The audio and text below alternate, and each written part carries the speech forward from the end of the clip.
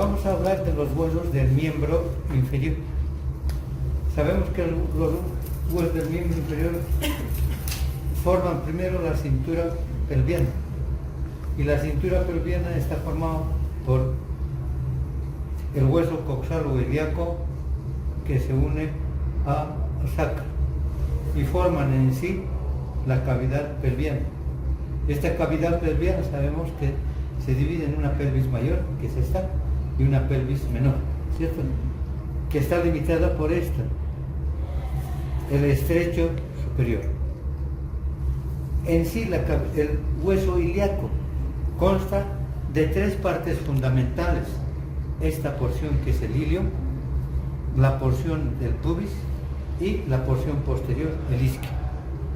Estas tres porciones, ilio, pubis e isquio, van a unirse a este nivel y forman esta cavidad, la cavidad cotiloidea o cavidad articular o cavidad glenoidea, que la llaman.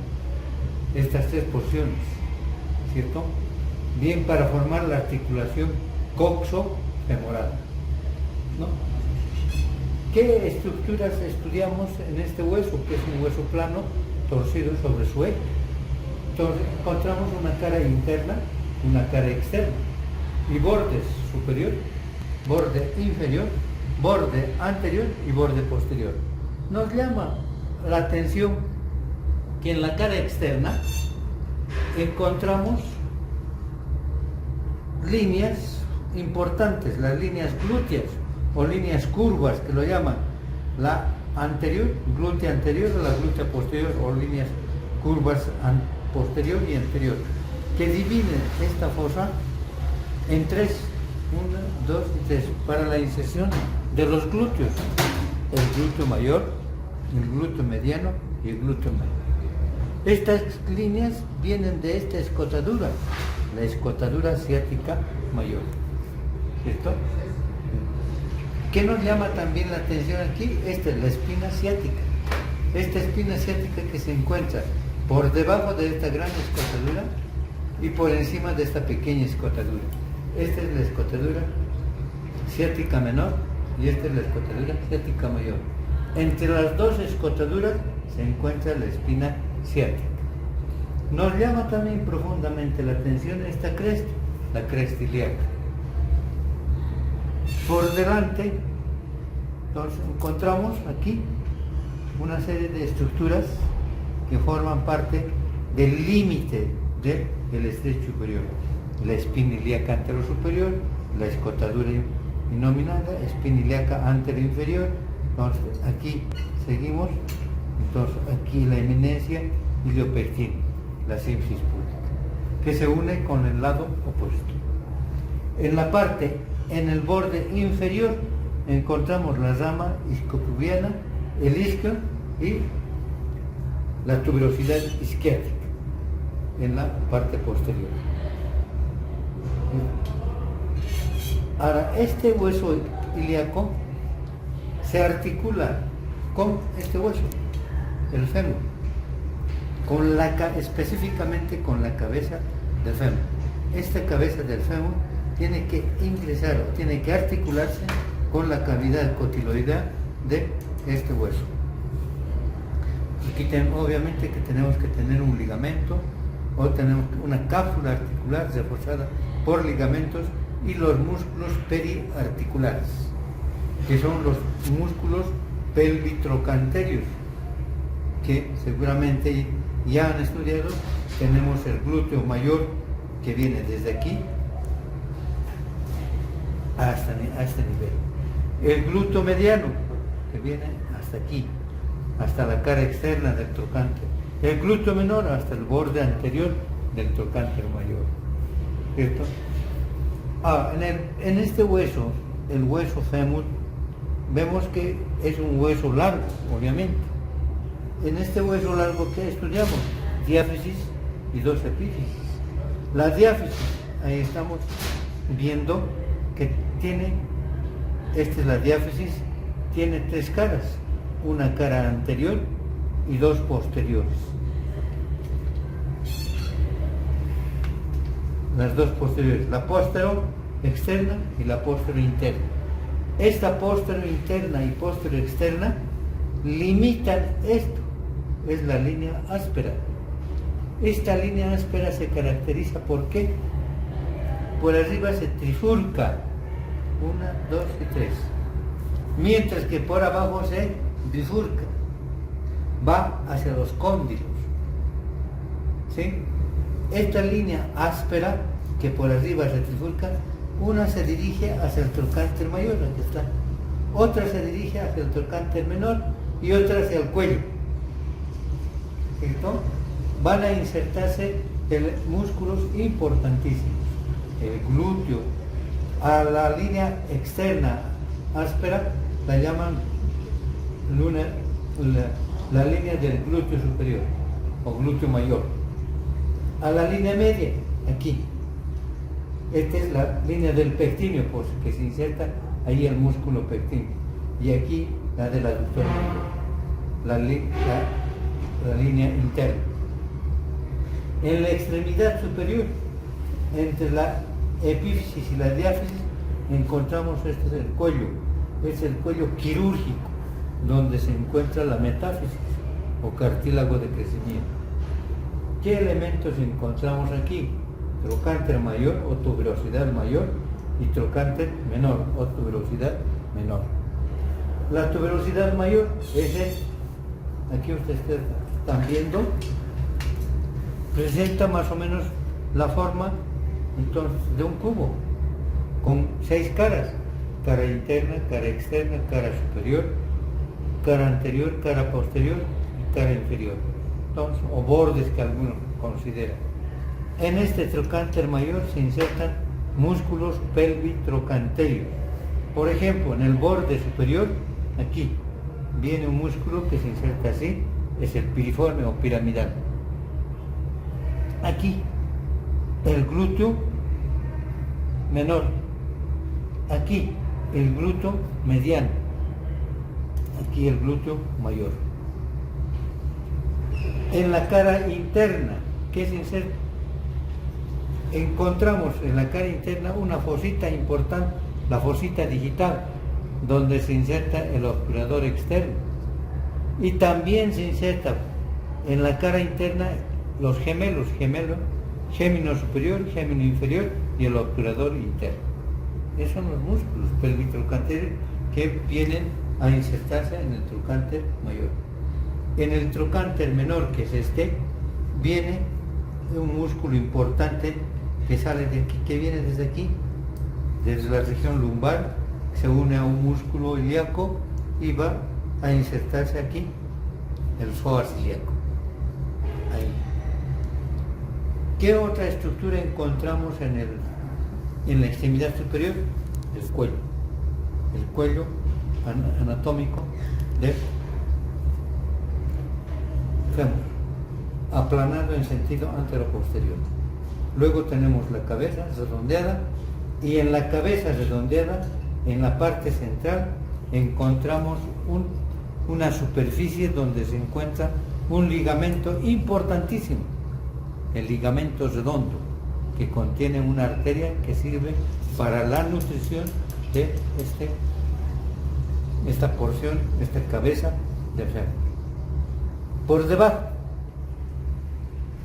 en la parte inferior, en la epífisis inferior del fémur, encontramos primero la polea o la tróclea femoral y los cóndilos, el cóndilo interno y el cóndilo externo. Por encima del cóndilo interno, el epicóndilo. Por encima del cóndilo externo, el epicóndilo externo. ¿Cierto? Y aquí, como yendo o terminando la línea, hemos dicho que la línea áspera, en la línea áspera se bifurca por abajo, fíjense, se bifurca y forma una eminencia por encima del cóndilo, ¿no? Este es la cresta del tercer aductor o espina del tercer aductor. ¿Ya? Ahora, inmediatamente por debajo y lateral a la polea, donde se encuentra la rótula encontramos los cóndilos, el cóndilo externo y el cóndilo interno. Estos cóndilos corresponden aquí a la meseta tibial. Aquí está, esta es la meseta tibial, la cara superior de la tibia, donde encontramos superficies articulares o cavidades glenoideas, y entre cavidad glenoidea interna y externa un surco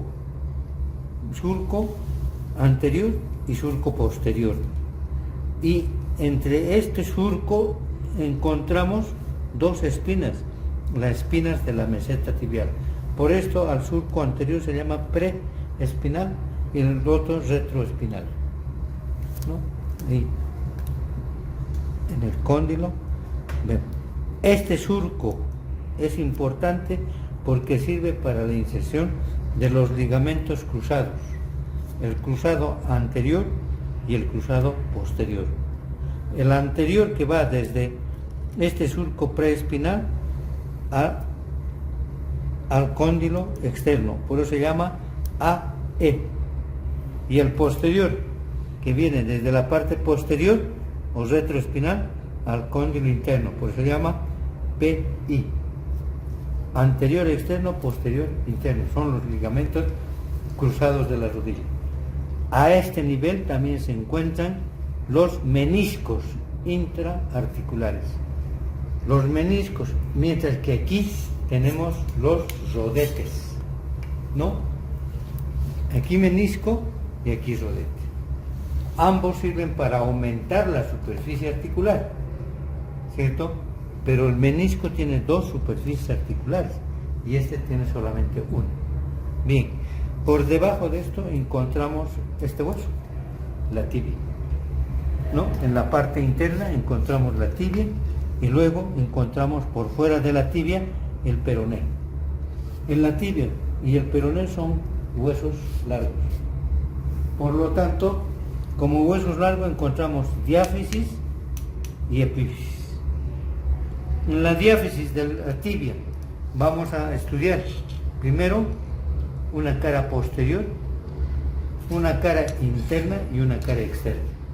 Entonces la cara interna, que es la que se encuentra siempre expuesta a las lesiones, es propensa, ¿no es cierto?, porque solamente está cubierta de piel. En la parte superior se encuentran algunos músculos, pero la mayor parte se está cubierta de piel. En la cara externa tenemos los músculos extensores, el tibial anterior, el extensor propio, común, etc. ¿Cierto?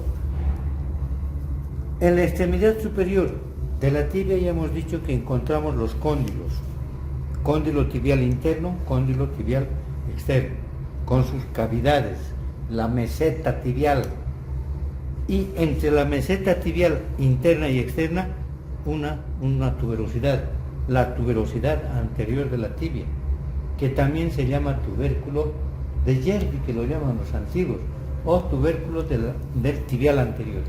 Esto, ¿no? Algunos autores consideran cóndilo interno, cóndilo externo y cóndilo medial. Eso es en cuanto a la extremidad superior. La cara posterior de la tibia, ven que en la cara posterior se encuentra esta línea, la línea oblicua o línea del sóleo, que divide en dos porciones, una porción superior para el músculo popliteo y una porción inferior para los músculos flexores. ¿Ya? Bien. Ahora, en la extremidad inferior nos llama la atención que forma parte de la mortaja tibio-peronea para articularse con este hueso, con el astrágalo. Encontramos en la extremidad inferior o epífisis inferior, encontramos una cara anterior, una cara externa donde se encuentra una superficie articular para el peroné, ¿no? Una cara interna que se prolonga hacia abajo y forma el malleolo tibial. Una cara anterior, aquí está la cara anterior, y una cara posterior, ¿cierto? también voluminosa. A esta cara posterior voluminosa, a esta cara, también algunos lo llaman maleolo, tercer maleolo, ¿cierto? Porque este es maleolo interno, maleolo externo, y a esto lo llaman tercer maleolo. A la borde posterior de la extremidad inferior de la tibia. La cara inferior de esta extremidad hemos dicho que está articulada con este hueso, con el talo o astrágalo, ¿cierto? Bien, por fuera de la tibia encontramos el peroneo. Nos llama la atención que es un hueso también largo, con una cara interna, una cara externa, una cara posterior. La cara externa, que es esta, sirve para la inserción de los músculos peroneos, aquí, los peroneos laterales, largo y corto. En la extremidad superior presenta una superficie articular que corresponde al cóndilo externo de la tibia, a la cara inferior del cóndilo externo de la tibia, y que se prolonga hacia afuera con la apófisis estiloides del peroné. Esta apófisis estiloides del peroné sirve para la inserción de un músculo importante, el bíceps femoral.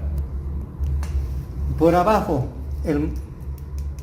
el peroné se prolonga en lo que se llama el maleolo peroneal, que es más voluminoso, más largo que el maleolo tibial, ¿no? Y forma parte de esto que se llama la mortaja tibio-peronea, para alojar a este hueso, al hueso talo o astrágalo.